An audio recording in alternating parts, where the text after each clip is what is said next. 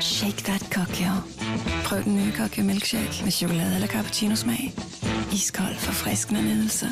Se på Facebook, hvordan du kan få Kokyo-bussen fyldt med milkshakes forbi dig. Kokyo, som i dag er et af Art of Foods største brands, startede tilbage i 1951, da grundlæggeren Anker Pallesen havde været en tur i USA og opdagede hele komplekset bag kakaomælk. Da han startede op, så steg efterspørgselen så stort, at i 2001 var der åbnet en helt ny fabrik, hvor der produceres 400.000 forskellige flasker om dagen. I 2008 købte Art of Food det så, og det røg ind under et af deres brands. Kokyo har tillagt en ny målgruppe. Deres nye målgruppe er 18-25-årige. Denne målgruppe har de valgt at promovere sig selv på, f.eks. via Eva Mendes, som I kender meget fra deres Kokyo-reklamer, og det sælger selvfølgelig meget på sex. De har jo også opdaget, at deres Kokyo-drikkere bruger meget tid på Facebook og på de sociale medier på nettet, og de er derfor lige så aktive for at fange deres egen målgruppe.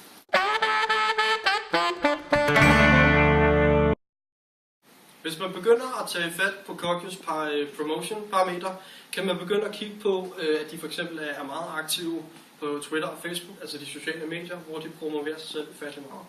De er også kendt for at tage ud til forskellige uddannelsessteder, hvor de gennem Kokyo-busserne, via Kokyo Energy-turen og Kokyo Milkshake-turen, bruger Kokyo-damer til at promovere deres nye produkter.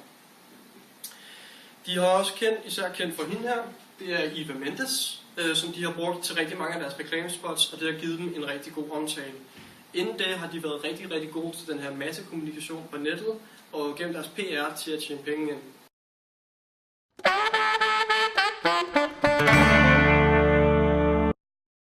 Hvis man kigger på Kokyos prisparameter, jamen så kan man se, at de ligger langt højere i forhold til deres konkurrenter. 24 cl koster for eksempel 15 kroner, hvorimod 70 cl koster 17,5. Hvis man sammenligner det der med for eksempel Mathilde Kakao, så er det en hel liter for 8 kroner, og det er en del billigere. Grunden til, at det kunne være, jamen det er for eksempel, at de prøver at henvende sig mere til unge, og unge har en naturlig bevidsthed om, at kvalitet og pris, jamen de følger sig sammen.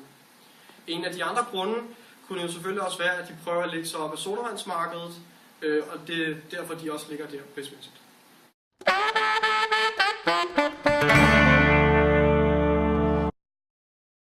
Hvis man kigger på produkt under parametermix, jamen så kan man se, at Kokyo har 7 forskellige produkter. De har Kokyo Classic, de har Kokyo One, de har Kokyo Milkshake Chocolate, Milkshake Cappuccino, Ice Latte Ice Coffee og den helt nye Energy. De har ikke et så bredt sortiment, fordi de har en meget fast sortimentgruppe. Til gengæld kan man sige, at de har en smule dybde i det, de har forskellige varianter af Classic og One. Kigger man på Kokyo som et produkt, så er der forskellige egenskaber. For eksempel de funktionelle egenskaber, og det kan være sådan noget som sukkerindhold, flaskestørrelse og kakaosmag. Altså om det opfylder den her kakaosmag, som det egentlig er berettiget til. Dernæst er der de smagsmæssige egenskaber, og det kan være sådan noget som designet på flasken. Altså om flasken ser indbydende ud, og om kunden får lyst til at købe produktet. Dernæst er der tillægsydelserne, og det kan være noget som mærke og image og bæredygtighed. Ved bæredygtighed så menes der, om der har været den her fair handel mellem råstoffer og produkt, og til sidst kunne det eventuelt være god omtale fra venner eller familie. Kigger man yderligere på Kokyo-flasken som et produkt, jamen så kan man se, at emballagen har nogle forskellige funktioner. Den har en miljøvenlig funktion, i det flasken kan genanvendes. Den har en beskyttende funktion, i det den beskytter produktet for at falde ud. Og så har den også en brugervenlig funktion, i det der er skruelåg på, som den nemt kan skrues af. Den er også meget let genkendelig og meget enkel, i det den gule farve er let at se, og designet er meget genkendeligt. Hvis man kigger på produkter, der kunne være substituerende til Kokyo-flasken her, jamen så kan det jo for eksempel være sådan noget som sodavand, vand, juice og andre kakaoer.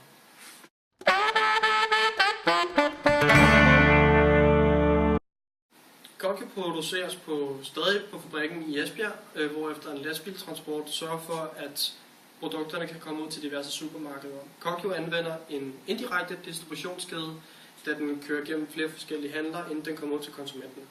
De anvender også en intensiv distribution, da det er vigtigt, at Kokyo skal kunne nå ud til så mange mennesker som overhovedet muligt, da det ikke er et eksklusivt produkt.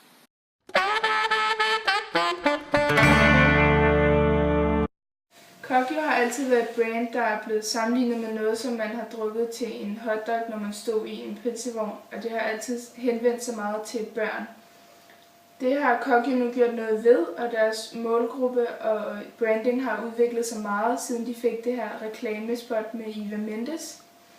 Nu anvender Kokyo meget modtagerstyret branding, i det de er yderst aktive på Facebook og de andre sociale medier.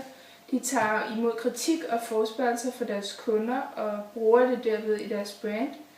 Kokyo anvender også integreret markedskommunikation for at styrke deres brand.